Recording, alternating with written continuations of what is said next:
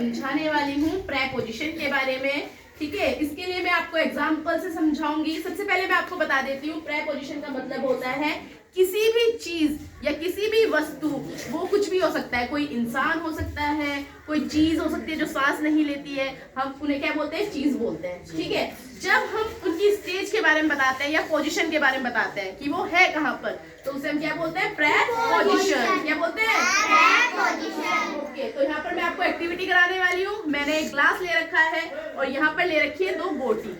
ठीक है, सबसे पहले मैं आपको दिखाऊंगी, ये आपके पास क्या है, एक गोटी है और आपने ये ग्लास लिया और इसके अंदर इसको रख दिया, तो ये कौन सा होगा, क्या होगा, ये वेरी गुड।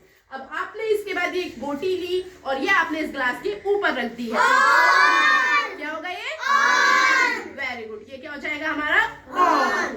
अब इसके बाद आपने 2 गोटियां ली है, उन 2 गोटियों को आपने यहाँ पे रखा और इसके बीच में आपने ग्लास रख दिया, ये क्या कहलाएगा, अब मैं जिसे पूछूंगी वो बताएगा। ठीक है, अब आपने ग्लास हटा दिया और ये मार्कर को इन दोनों गोटियों के बीच में रख दिया, अब ये क्या कहलाएगा, ये जिससे पूछूंगी वो बताएगा। ऋतिका बताओ, बिटवीन। वेरी गुड, ये क्या कहलाएगा, बिटवीन कहलाएगा।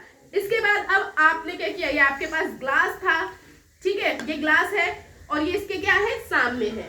अब आपने सामने में एक गोटी रख दी है, तो ये गोटी यहाँ पर है, तो ये क्या कहलाएगी, इसके क्या कहलाएगी, हिंदी में से बोलते हैं सामने। ठीक है, अब इसके बाद सामने से मैंने ये गोटी हटाई ग्लास के और बगल में रख दी। कहाँ पे रख दी, बगल में रख दी, तो ये क्या कहलाएगी, बी साइड। बी साइड का मतलब क्या होता है, बगल में। समझ में आ गया सबको। अब मैंने ये गोटी ली और कहीं पे भी ऐसे ही रैंडमली रख दी है, तो ये क्या कहलाएगी, इस ग्लास में, बियर का मतलब क्या होता है, पास होता है।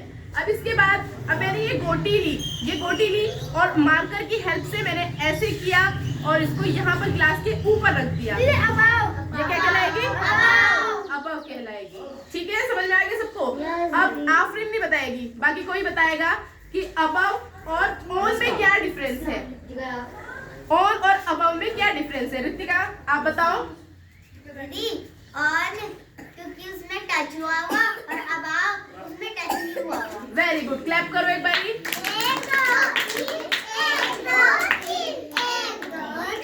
अब मैं जिसको पूछूंगी वो बताएगा। ठीक है, आपके पास 2 गोटी है, आपने बीच में मार्कर को रख दिया है, अब ये कौन सी पोजीशन कहलाएगी, जिसको वेरी गुड, वेरी गुड, क्या कहलाएगी, अब जिससे पूछूंगी वो बताएगा। ओके, अब आपके पास फिर से ग्लास है, आपने ग्लास को गोटी के ऊपर रख दिया, अब ये कौन सी पोजीशन है, कौन सी है, आप नहीं बताओगे अब। ओके, अब ये गोटी है, अब आपने गोटी को ग्लास के ऊपर रख दिया है, वेरी गुड। अब आपने क्या किया, ग्लास है, ग्लास के सामने आपने गोटी रख दी है, तो ये क्या कहलाएगा, क्या कहलाएगा, इन फ्रंट ऑफ, यानी कि इसके सामने है। अब आपने सामने से गोटी उठाई और बगल में रख दी है, तो ये क्या कहलाएगी, साइड कहलाएगी। क्या कहलाएगी, साइड का मतलब क्या होता है, वेरी गुड। अब इसके बाद आपने क्या किया, रैंडमली गोटी कहीं पे भी रख दी है, कहलाएगी। ठीक है, अब आपने गोटी को अपने हाथ में लिया और ग्लास के ऊपर रख